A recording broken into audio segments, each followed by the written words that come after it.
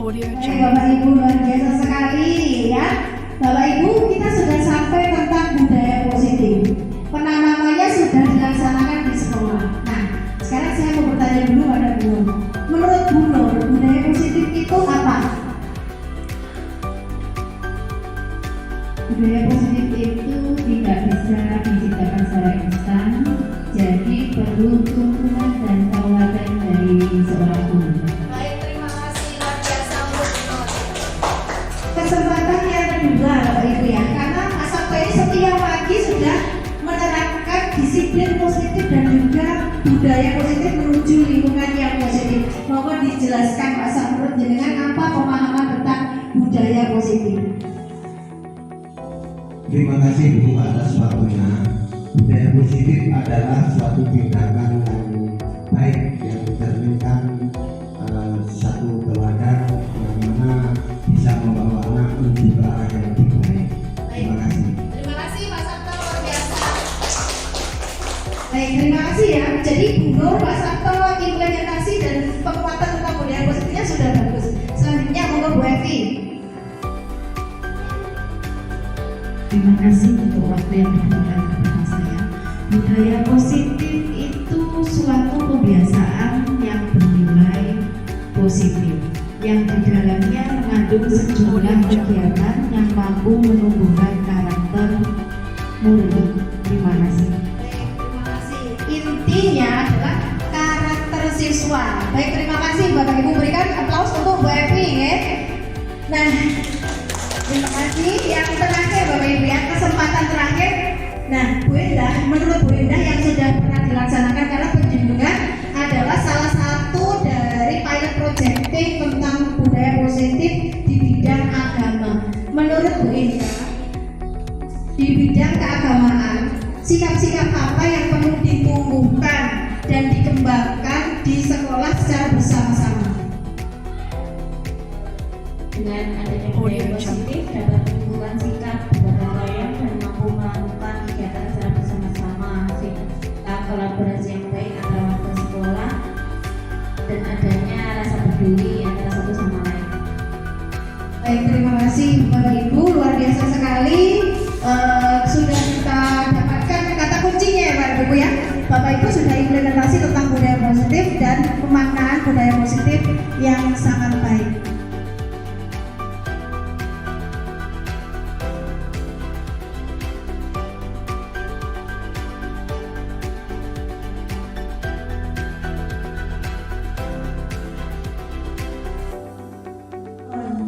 Selanjutnya adalah tentang keyakinan kelas.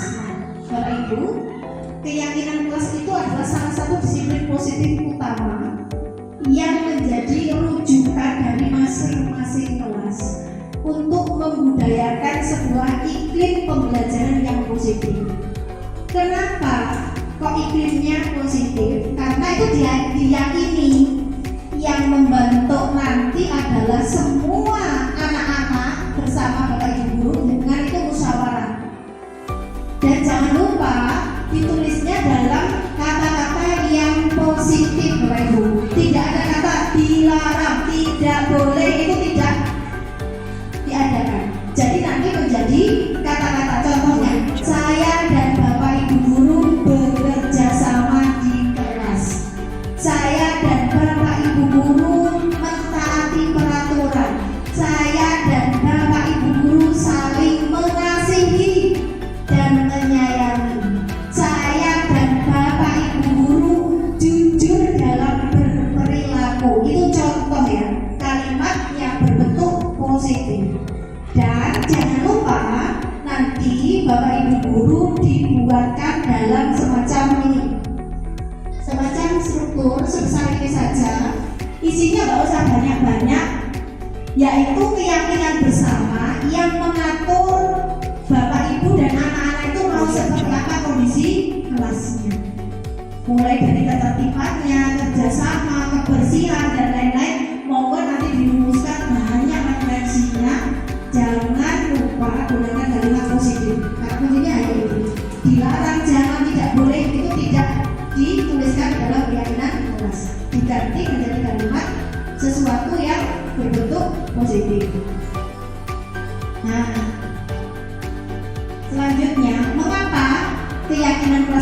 penting. Jadi diharapkan meningkatkan disiplin siswa, tetapi tidak dengan pemaksaan. Nah, kok bisa disiplin tanpa memaksa? Karena diyakini bersama oleh anak-anak, maka diharapkan keyakinan itu dilaksanakan dengan sukarela. Karena asalnya dari diri mereka sendiri, bukan dari Bapak Ibu guru. Anak-anak nanti setelah sesi ini, besok Bapak Ibu guru di kelas mengajak kalian untuk membuat keyakinan kelas. Nah, pada saat itulah berikan usul sesuai dengan apa yang kalian inginkan kelasnya, begitu ya. Dan kalau sudah usul, silakan dilaksanakan. Paham anak-anak? Mbak Uus paham? Mbak Amifah? Paham ya? Oke. Nah, ini Bapak Ibu ya caranya. Nanti siswa menulis keyakinan mereka. Nah, selanjutnya ada ulasan dari Bapak Ibu guru tentang keyakinan yang telah ditulis dan dipilih mana yang penting untuk kelasnya, dan selanjutnya diubah menjadi kalimat yang positif dengan menghindari kata tidak, dilarang, tidak boleh, dihindari dan lain-lain itu ditiadakan, diganti dengan kalimat positif. Nah, keyakinan kelas yang bagus itu mengikat guru dan siswa.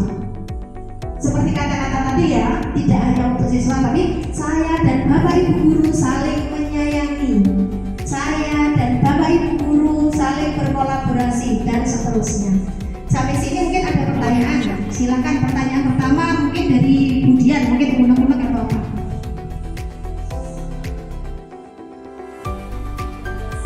Atas apa yang diberikan, gini Bu, saya kebetulan di kelas saya itu kan sudah membuat keyakinan.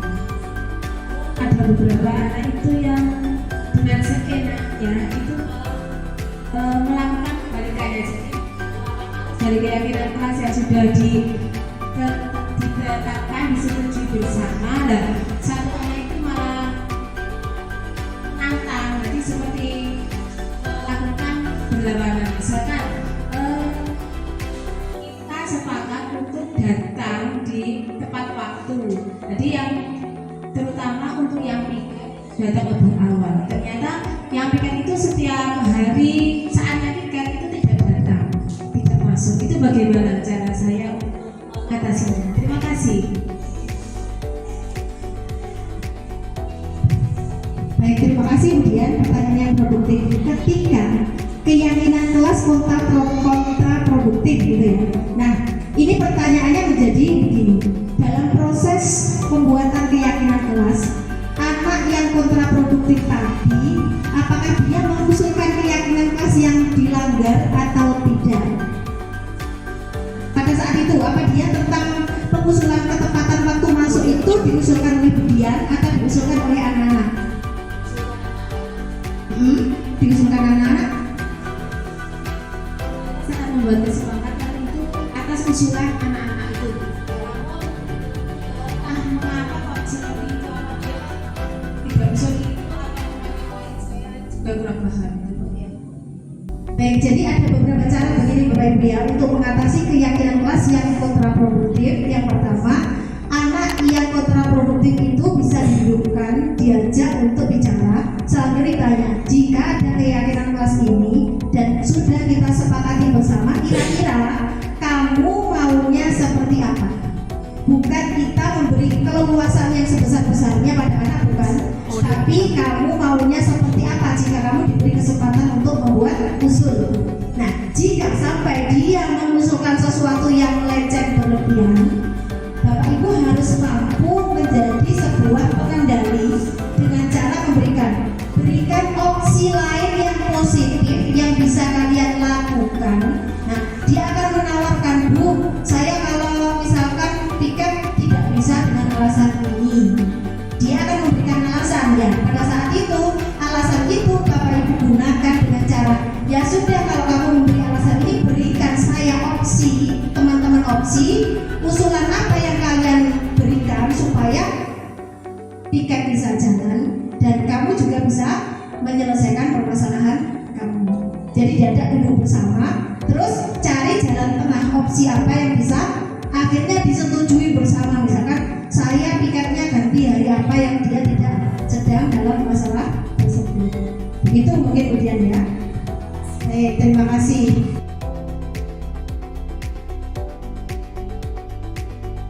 Ini anak-anak dari Bapak Ibu guru ya, contoh tentang keyakinan kelas. Ini nanti bisa dipakai untuk rujukan ya untuk kelas bawah yang belum membuat keyakinan kelas.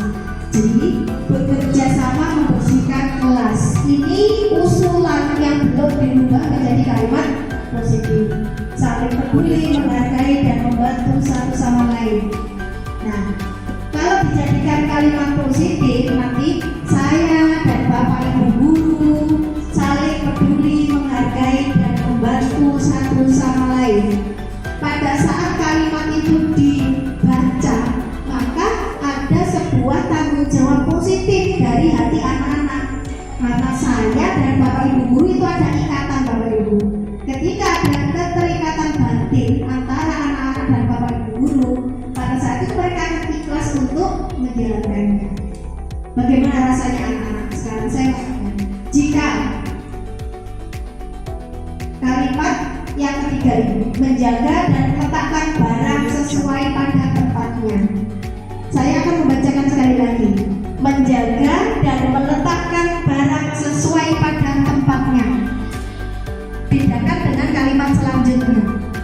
Saya dan Bapak Ibu guru menjaga dan meletakkan barang sesuai pada tempatnya. Ketika kalian masukkan dalam hati, nyaman yang mana? Nyaman kalimat pertama atau nyaman kalimat kedua? Monggo Pak Satpam dulu. Terima kasih. Jadi kalau berdasarkan dari kalimatnya itu rasa-rasanya nyaman yang kedua. Soalnya di situ terasa ada nilai kebersamaan.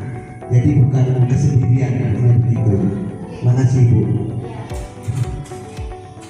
Terima kasih Pak Sabto ya. Jadi ketika anak-anak dan Bapak Ibu guru diikatkan dalam sebuah ikatan yang namanya kesepakatan kelas, maka pada saat itulah nanti anak-anak melaksanakannya dengan sukarela. Gitu ya. Bu Nur, kesepakatan kelasnya sudah seperti itu atau belum? Monggo diceritakan dulu. Kalau kemarin masih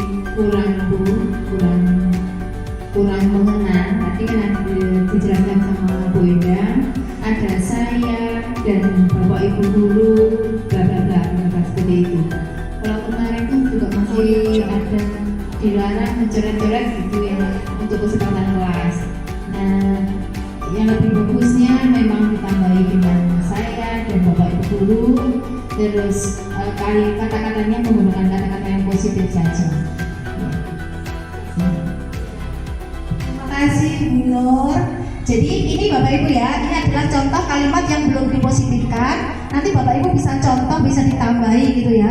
Insya Allah jika proses pembuatan kesepakatan kelas itu anak-anak dilibatkan. Misalkan ditawarkan dulu. Setelah ditawarkan jangan banyak menawarkannya satu. Anak-anak ayo kita revisi, kamu mau seperti apa? Kelasmu mau dibuat seperti apa? Pada saat itu ada jiwa tanggung jawab dimasukkan ketika prosesnya bersama mereka. Dan ketika dilanggar mudah. Siapa yang membuat? Apakah Bu Guru atau temanmu? Yang membuat kami Bu, misalkan begitu. Kalau yang membuat kalian mengapa? Sudah disepakati untuk dilaksanakan, belum dilaksanakan untuk saat ini. Jadi mari Bapak Ibu ya, saya juga akan belajar Bapak Ibu untuk menggunakan kalimat yang positif. Karena kita semua sudah belajar, betul juga beberapa bulan lagi sudah pendidikan untuk PGP, Bu Nur, Bu Linda. Saya bersyukur sekali teman-teman banyak sekali yang PGP. Insya Allah nanti ketika ilmu-ilmu budaya positif ini sudah masuk ke Bapak Ibu semua, itu akan segera ada iklim positif di sekolah kita.